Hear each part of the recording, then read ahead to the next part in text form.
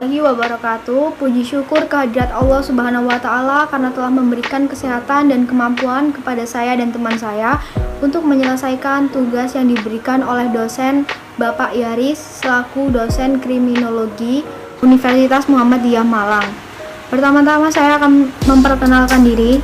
Perkenalkan, nama saya Ulfa Dewianti dengan nomor NIM 2020 1011 03 11 467 dari kelas G, dan teman saya Munada Syaina dengan NIM 2020 10 11 03 11 463 dari kelas hukum G. Nah, saya sendiri di sini akan menjelaskan poin pertama, yaitu tinjauan singkat tentang kejahatan dan kriminologi. Nah, apa sih itu kejahatan? Kejahatan menurut saya sendiri itu suatu tindakan yang merugikan orang lain. Itu pendapat saya sendiri. Namun, dalam memahami kejahatan itu tidak mudah, karena banyak banget yang berpendapat berbeda-beda tentang kejahatan. Nah, usaha memahami kejahatan ini pun sebenarnya telah berabad-abad lalu dipikirkan para ilmuwan terkenal. Beberapa ilmuwan itu tersebut adalah Plato. Misalnya, menyatakan dalam bukunya yang berjudul Republik, menyatakan antara lain bahwa emas manusia adalah sumber dari kejahatan. Sedangkan Aristoteles menyatakan bahwa kemiskinan menimbulkan kejahatan dan pemberontakan. Kejahatan yang besar tidak diperbuat untuk memperoleh apa yang mereka perlukan atau mereka butuhkan, namun itu semua untuk kepuasan diri mereka atau kemewahan saja. Sedangkan Thomas Aquino memberikan beberapa pendapatnya tentang pengaruh kemiskinan atas kejahatan dengan menyebutkan begini: orang kaya yang hidup untuk kesenangan dan memboros-boroskan kekayaannya, jika mereka suatu saat jatuh miskin, maka mereka akan mudah menjadi seorang pencuri, jadi akan melakukan tindakan kejahatan juga. Nah, Bonger menempatkan satu lagi penulis masa lampau, yaitu Thomas More. Penulis buku Utopia 1516 ini menceritakan bahwa hukuman yang berat ditunjukkan kepada penjahat pada waktu itu tidak berdampak banyak untuk menghapus kejahatan yang terjadi. Untuk itu, katanya harus dicari sebab musabab kejahatan dan menghapuskannya. Nah, oleh karena itu, ilmu kriminologi ini memiliki peran penting. Nah, kriminologi merupakan cabang ilmu pengetahuan yang muncul pada abad ke-19, yang pada intinya merupakan ilmu pengetahuan yang mempelajari sebab musabab dari kejahatan. Hingga kini, batasan dan ruang lingkup kriminologi masih terdapat berbagai perbedaan pendapat di kalangan para sarjana. Nah, Sutherland memasuki proses pembuatan undang-undang. Pelanggaran dari undang-undang dan reaksi terhadap pelanggaran undang-undang tersebut bisa disebut dengan reacting toward the breaking of the law. Dengan kata lain, Sutherland membatasi objek studi kriminologi pada perbuatan-perbuatan sebagaimana ditentukan dalam hukum pidana. Hal ini mendapatkan tantangan dari para sarjana lain. Mannheim misalnya, yang menyatakan sependapat dengan Torsten Selin bahwa kriminologi harus diperluas dengan memasukkan konduk norm, atau kata lainnya adalah norma-norma kelakuan gitu, yaitu norma-norma tingkah laku yang telah digariskan oleh berbagai kelompok masyarakat. Sebagaimana diketahui, norma-norma kelakuan itu dapat dalam masyarakat menyangkut norma kesopanan, norma kesusilaan, norma agama, norma adat, dan norma hukum. Jadi, objek studi kriminologi tidak saja perbuatan yang bertentangan dengan hukum, namun juga tingkah laku yang oleh masyarakat tidak disukai, meskipun tingkah laku tersebut bukan merupakan suatu pelanggaran dalam hukum pidana. Jadi di sini adalah kriminologi itu tidak membahas hanya tentang kejahatan saja yang dalam artian kejahatan yang merugikan orang lain gitu. Namun di sini kriminologi itu juga membahas tentang tingkah laku manusia atau masyarakat yang tidak disukai oleh masyarakat lainnya begitu.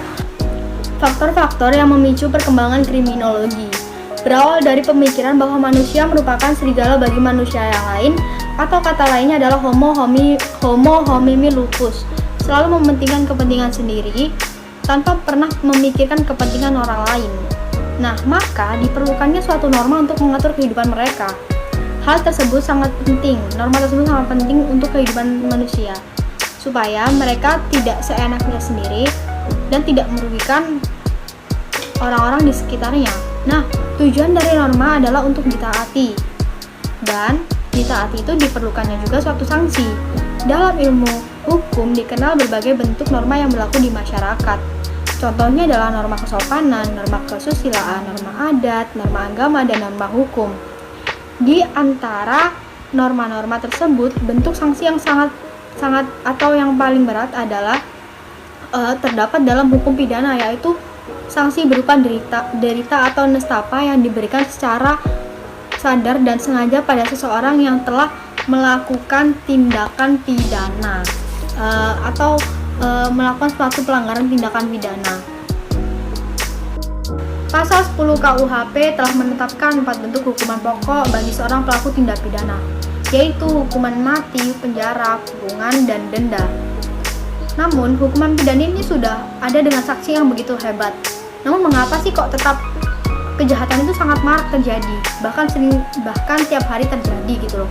Pada dasarnya, para perancang atau para pembentuk hukum pidana itu mengharapkan bahwa pada suatu saat itu kejahatan akan lenyap, namun tidak bisa, karena semakin seiring berkembangnya waktu, seiring berkembangnya zaman, seiring berkembangnya tingkah laku manusia, itu kejahatan akan semakin lebih banyak terjadi atau bervariasi terjadinya.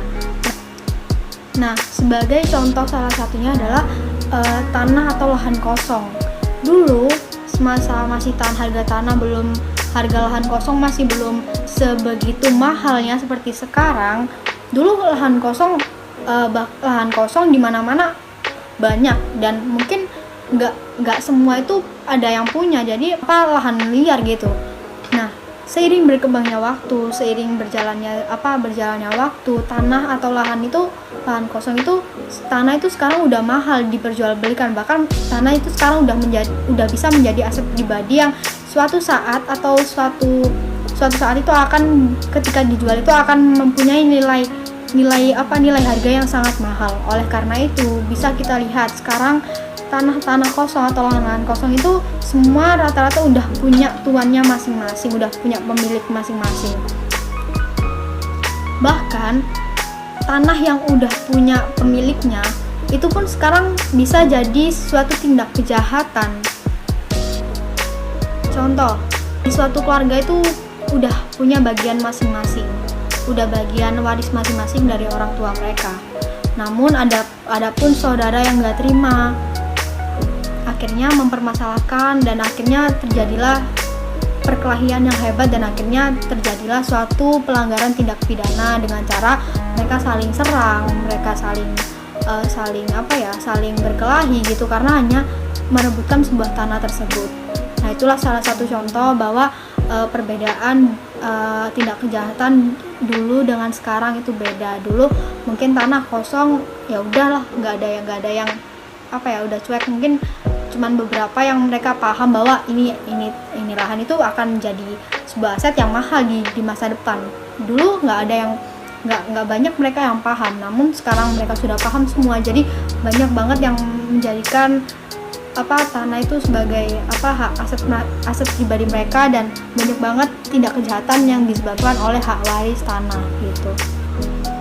Oleh karena itulah peran kriminologi dalam kehidupan masyarakat itu sangat penting. Nah, oleh karena itu kriminologi termasuk mata kuliah atau cabang ilmu yang baru, berbeda dengan hukum pidana yang muncul begitu manusia bermasyarakat. Kriminologi baru berkembang pada tahun 1850 bersama-sama dengan sosiologi, antropologi, dan psikologi. Cabang-cabang ilmu tersebut itu semua mempelajari tentang gejala atau tingkah laku manusia dalam bermasyarakat.